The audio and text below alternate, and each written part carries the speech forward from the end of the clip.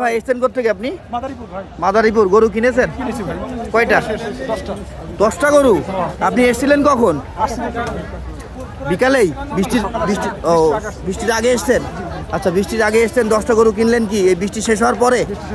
আচ্ছা, বৃষ্টি শেষ হওয়ার পরে কিনেছেন, ভালো করেছেন। গরু 10টা কিনতে আপনার সময় কতটুকু লেগেছে? অনেক। নাম কি আপনার? নাম? আপনি তো অনেক ব্যস্ত মানুষ। হ্যাঁ, আর কয়টা কিনবেন? শেষ? সব কোন হাটে পাবো আপনাকে? মাদারীপুরের হাটে। ফোন নাম্বার বলে দেন।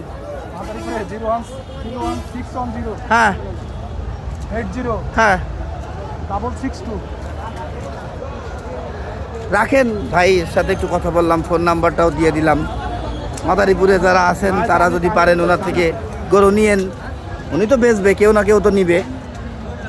দেখছেন খুব সুন্দর সুন্দর গরুগুলোই কিন্তু আমরা এই পশু হাট থেকে দেখতে পাচ্ছি আজকে। আপনাদের আসলে দামের কথা যদি বলি, দাম কিন্তু খুব বেশি কমে নাই।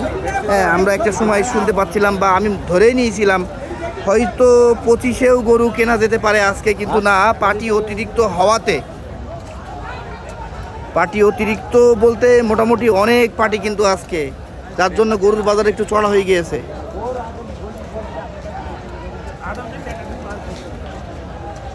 এভারেজের যে গরুগুলো আছে, যেগুলো মনে করেন যে সৌন্দর্য কিছুই নাই, জাস্ট মাংস, কুরবানি দেওয়া যাবে, যেগুলো 7-8 মন সাইজের যদি গরু হয় তাহলে 30-32 এমন কেনা যাচ্ছে। আর যেগুলো একটু কোয়ালিটি ফুল, চেহারা সুন্দর, তাদের দাম মনে করেন আরও বেশি, 35-34 এরকম কিনতে হচ্ছে। হ্যাঁ, এমনই বাজার।